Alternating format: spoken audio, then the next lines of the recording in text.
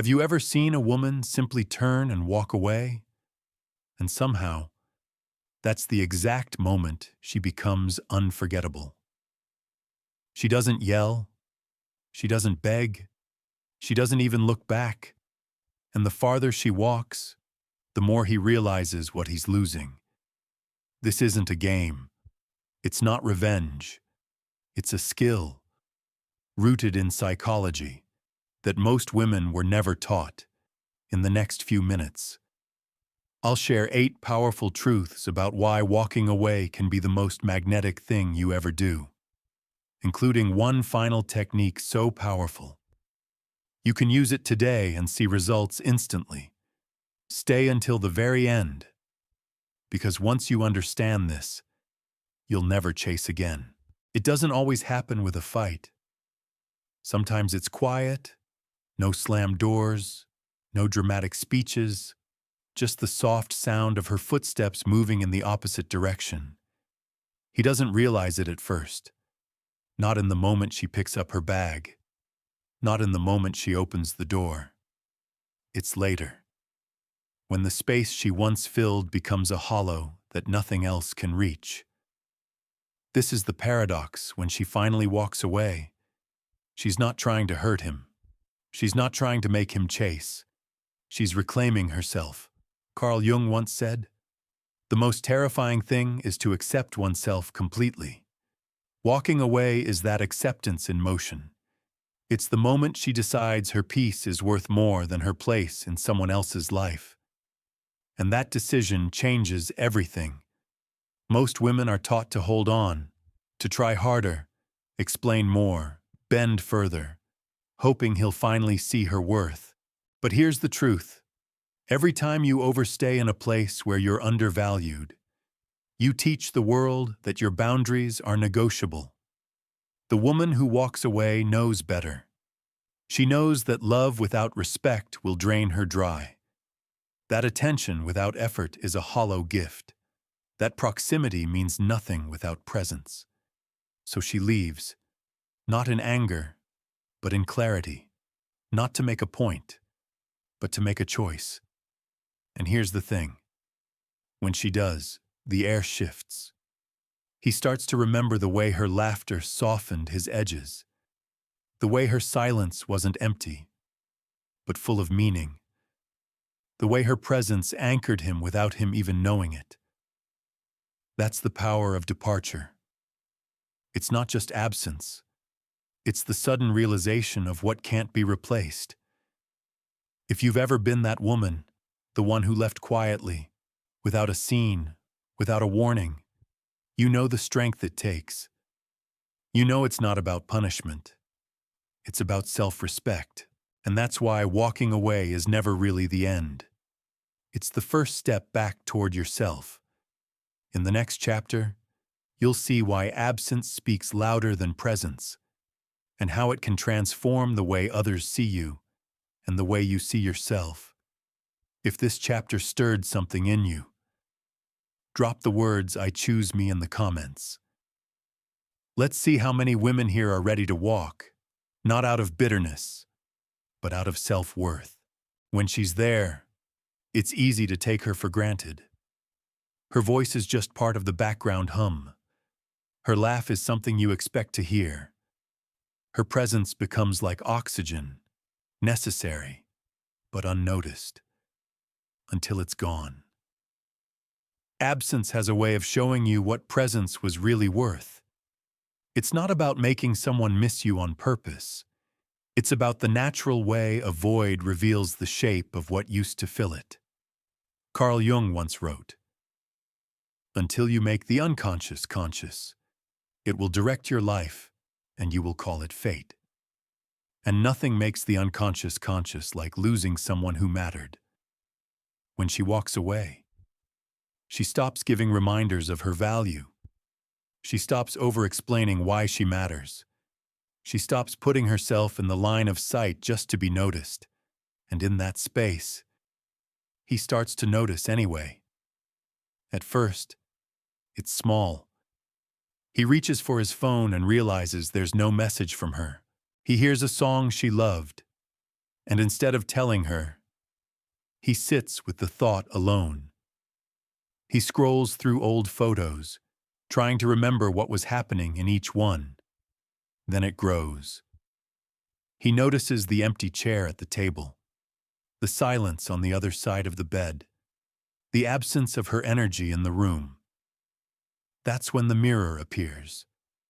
Not the one that shows his face, but the one that reflects back everything she brought into his life, and how much emptier it feels without it. And here's the truth most people miss when you give too much access to yourself. You remove the opportunity for someone to appreciate you. But when you step away, you create contrast. Contrast makes value visible. This isn't about manipulation. It's about clarity. About understanding that if someone can't see your worth when you're standing in front of them, sometimes the only way for them to see it is in your absence. And whether they do or not, you've still won. Because in the space you've created, you can see yourself more clearly too. In the next chapter, we'll talk about respect and why you can't truly earn it if you're too afraid to walk away. If this chapter hit home for you, type space creates value in the comments. Let's fill this thread with women who know their worth doesn't disappear when they do. No one respects what they believe they can't lose. It's human nature. When something is always there, we start to assume it always will be. That's why the woman who is willing to walk away commands a different kind of attention. She's not reckless. She's not dramatic. She simply knows that her self-respect is worth more than anyone else's comfort. Carl Jung once said, "The most terrifying thing is to accept oneself completely." And part of that acceptance is knowing that if a space, a person, or a relationship requires you to shrink, it's not where you belong. When she steps back, she's not asking for respect. She's showing that she expects it. And the thing about respect is, it's not something you can demand with words. It's something you communicate with your boundaries, your time, and your willingness to leave when those boundaries aren't honored. Think about it. The coworker who never takes a day off is rarely thanked for their commitment until they're gone, and suddenly the whole office scrambles to cover their work. The friend who's always available rarely gets invited first until she starts saying, "I can't tonight," and suddenly they realize how much she added to every plan. It's the same in love. If he knows you'll stay no matter what, why would he change? If you'll bend every boundary to keep him, why would he treat those boundaries as real? The woman who can walk away shifts the dynamic. She's not threatening. She's not playing games. She's simply living by the truth that her worth doesn't require constant proximity. And something happens when she does. He starts to see her differently. The little gestures he once ignored suddenly stand out. The way she made his life easier, lighter, more grounded. Now it feels missing, and missing turns into wanting. But here's the beauty. Whether he realizes it or not isn't the point. She's already gained the most important kind of respect, her own. Because the moment you're willing to walk away is the moment you prove, to yourself most of all, that you're not afraid to stand alone. In the next chapter, we'll talk about what really happens when you leave.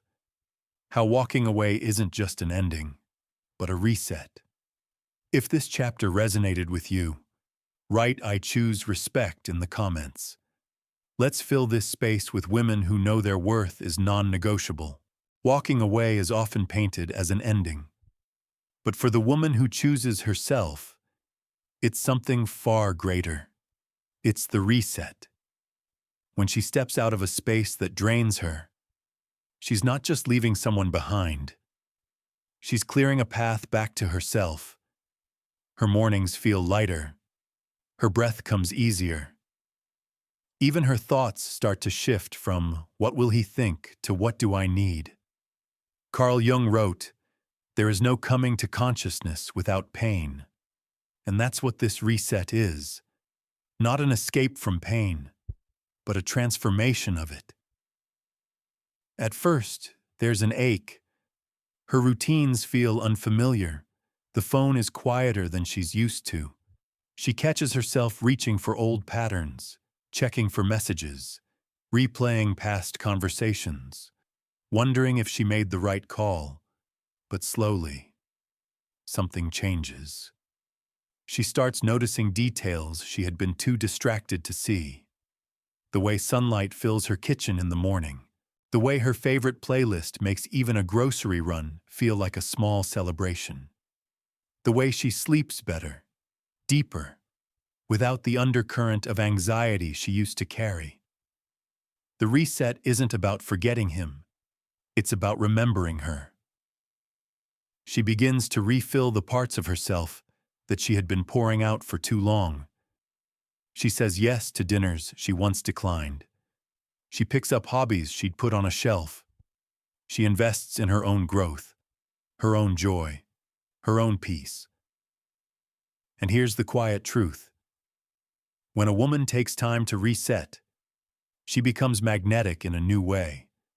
Not because she's trying to prove anything, but because self-possessed energy is impossible to ignore. If he sees her again, he notices it. She stands differently. Her laughter rings without restraint.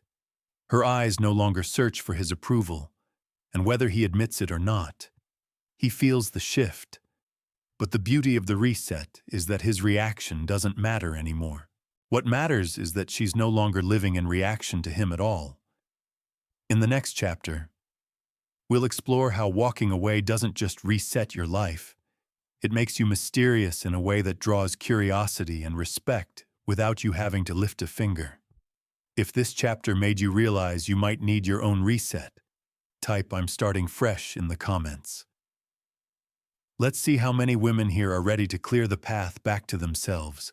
When she was there, he thought he knew her. Every detail seemed familiar. Her routines, her laugh, the way she filled a room. But the moment she walked away, something shifted. Suddenly, she became a question he couldn't answer. Where is she now? Who is she with? What is she doing without him? That's the thing about mystery. It isn't built by pretending to be someone you're not. It's created by removing the constant access people think they're entitled to. Carl Jung once said, "In all chaos there is a cosmos. In all disorder, a secret order." And the mystery she carries now isn't chaos. It's order. It's the order that comes from living for herself, not for someone else's expectations. When she stops explaining her every move, he starts imagining it. When she no longer updates him on her plans, his mind fills in the blanks. When her voice is no longer a daily soundtrack, it becomes a rare song he can't get out of his head. And here's the beauty. She's not doing it to get a reaction. She's not orchestrating some elaborate game. She's simply living, and the distance between them turns her life into a story he can't stop wondering about. Mystery works because the human mind craves resolution. When you give someone all the answers, they stop asking questions. But when you leave space, when you let your absence speak, they lean in, trying to fill it. She's no longer the woman he can predict. She's no longer the open book he thought he could skim whenever he wanted. She's become the novel he put down too soon, only to realize it's the one he'll never forget. And that's the secret. The mystery isn't about becoming someone else. It's about rediscovering the parts of yourself that got lost when you were too busy trying to be understood. So she moves through her days without broadcasting them. She lets her joy be hers first, before it's anyone else's to witness. She lives at her own pace, And if someone wants to keep up, they will.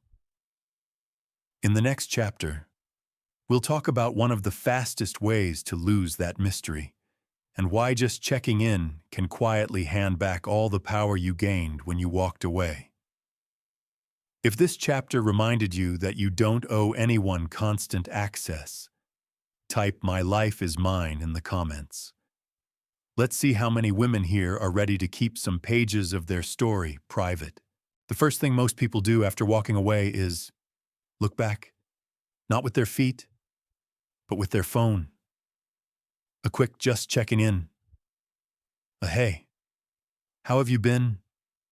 A small lifeline to the very place they chose to leave. She doesn't do that. Not because she's cold, not because she's punishing, but because she understands one simple truth. Every check-in is a thread, and enough threads will pull you right back into the web you worked so hard to escape. Carl Jung once said, "Until you make the unconscious conscious, it will direct your life and you will call it fate."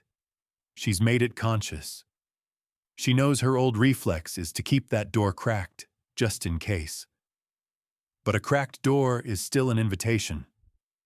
The woman who truly walks away closes it.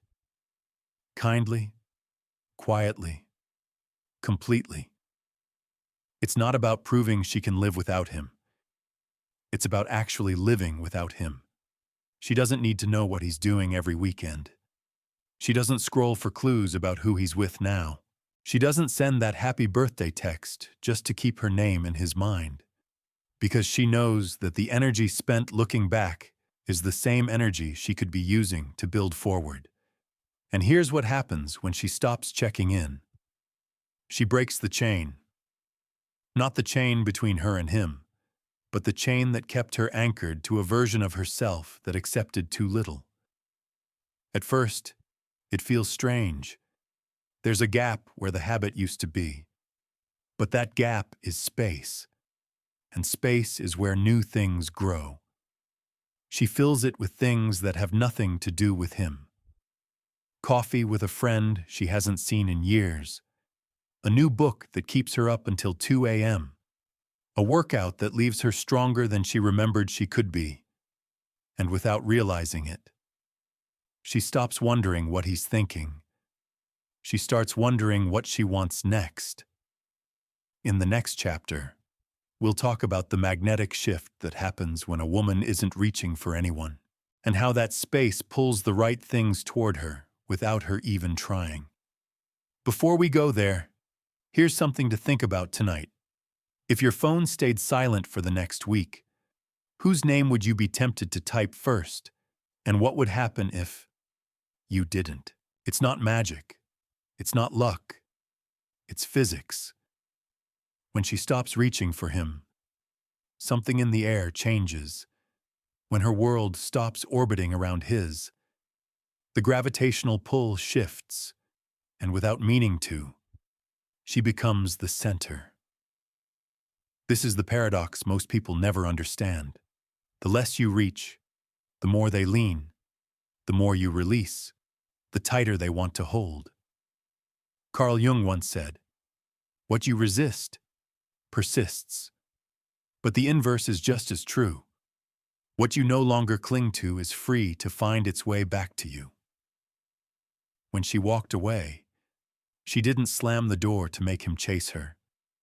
She closed it so she could finally breathe on her own, and in that breath, in that space she created, something remarkable happened.